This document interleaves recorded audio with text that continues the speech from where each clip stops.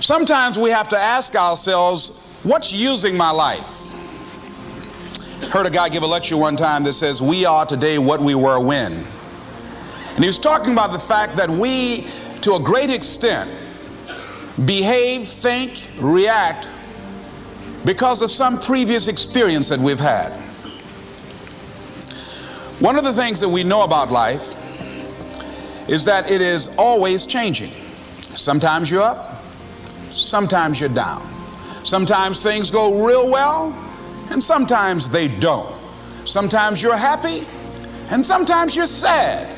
Now that's that thing called life. And when we begin to understand and know that, accepting that reality that we will never ever have things just on an even keel all the time, that you're going to have some ups and you're going to have some downs, but during those down moments, that's where the growth takes place. That's where the work is. See, anybody can feel good when they have their health, their bills are paid, they have happy relationships, business is successful. Anybody could be positive then.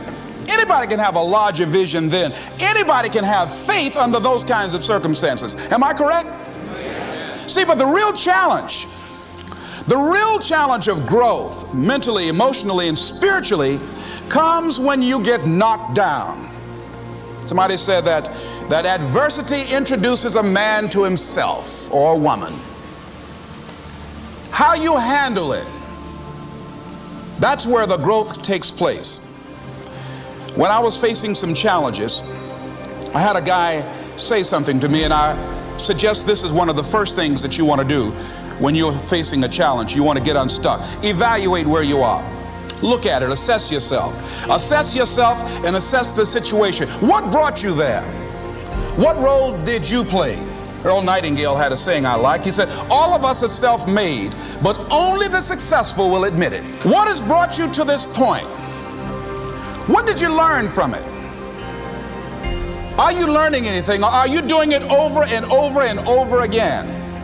Somebody said that insanity is doing the same thing in the same way, expecting a different outcome. Are you going through it, or are you growing through it? Are you bigger and better because of it? Because it's not going to leave you until you grow through it. I was going through a major challenge in my life that was wearing me out, that was using me. You see, your mind is when you go into a service station to get gas, you don't go in there and just start pumping. When you push the lever up, it clears the previous bill.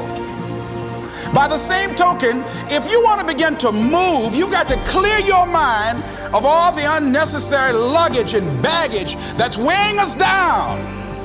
I couldn't move, I couldn't think about what am I going to do to get out of this situation, because I was so concerned about what happened and what he did to me and how bad it was.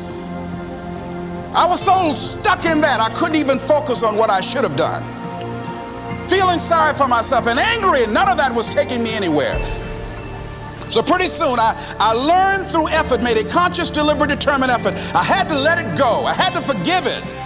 Let it go and begin to focus on developing myself. And I say to you, you're going to have people to do things to you. Things are going to happen to you. And the most important thing to do is to harness your will and let it go and move so you can grow, so you can get on with your life. It doesn't matter about what happens to you. What matters is, what are you going to do about it? All of us have experienced some tragedy, and if we haven't, we will.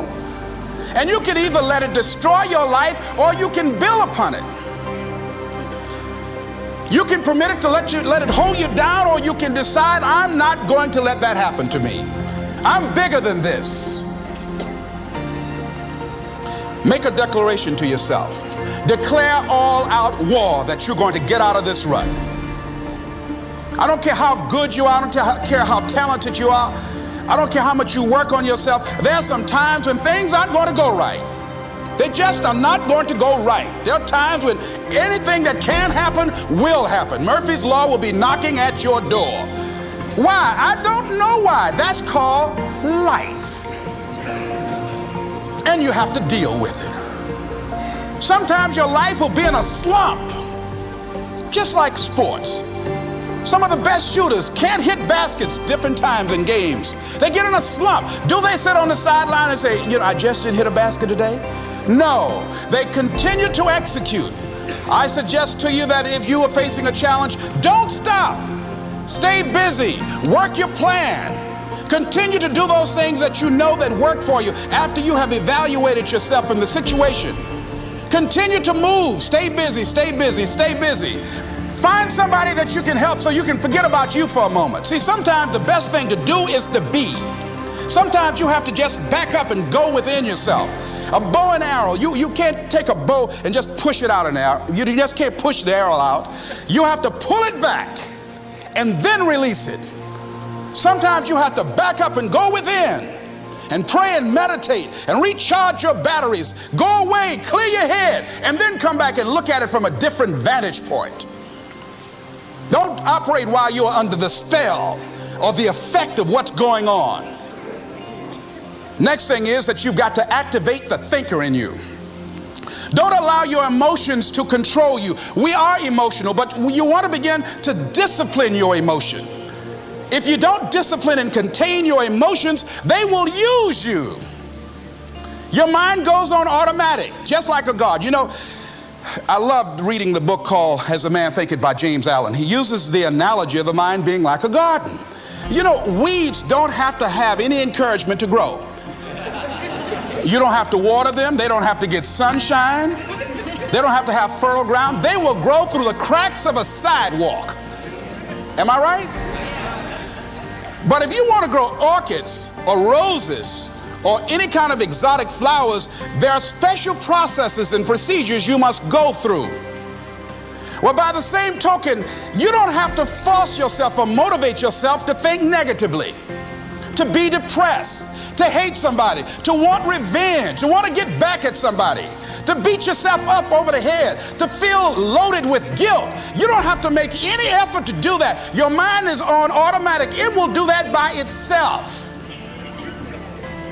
But if you want to begin to move into your own personal greatness, if you want to begin to really enjoy a happy, successful, healthy life, you've got to be willing to go against the tide. You've got to be willing to harness your will and say, in spite of this, I'm in control here. I'm not going to let this get me down. I'm not going to let this destroy me.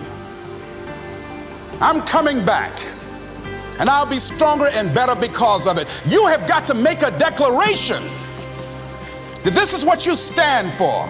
You're standing up for your dreams. You're standing up for peace of mind. You're standing up for health. You want it, and you're going to go all out to have it. It's not going to be easy. When you want to change, it's not easy. If it were in fact easy, everybody would do it.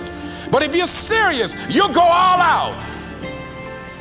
So yes, I'm going to turn this situation around. I'm not going to sit back and moan and cry over what happened and what went wrong and who did what. I'm going to do something about this situation. The next thing that is important is that expect things to get better for you, because they are. See, life is cyclic. You're not, whatever experience you're having right now, it has not come to stay. It has come to pass. Not to stay, just to pass. It's just going through. The biggest challenge is to know what's happening. This is a part of this thing we call life. This too shall pass. And maintaining perspective, putting it in perspective. The other thing is, take full responsibility for your life. Accept where you are and the responsibility that you're going to take yourself where you want to go. Someone said we have two primary choices in life. We can either accept conditions as they exist, or we can take the responsibility to change them. See, a lot of people want to exempt themselves from taking responsibility. All they want to do is talk about the problem. Every time you see them, they'll tell you their story over and over and over and over again. No. You want to take responsibility for your life. I got me here, I can get me out of this. And I'm getting out. I'm not going to be a volunteer victim. George Bernard Shaw said there are two kinds of people in life. You know, he said those that make things happen, those that watch things happen, and those that don't know what happened. And he said the people that get along in this life look around for the circumstances that they want, and if they can't find them, they make them. They create them. So part of beginning to get unstuck, you've got to decide that the behavior pattern that you have adopted doesn't work for you. You've got to change your strategies, and changing your strategy means reinventing your life, recreating you, and you have the power to do that. You can decide that you're going to change, that you're not going to be a wimp. You can decide that you're going to stand up to life. You can decide that I'm going to live each day as if it were my last. You have the power to make that decision. You can decide I'm going to work on myself and develop myself. I'm going to empower me. And all of these things that are happening to me right now, they're just temporary inconveniences. They're not stronger than I am. I'm in charge here.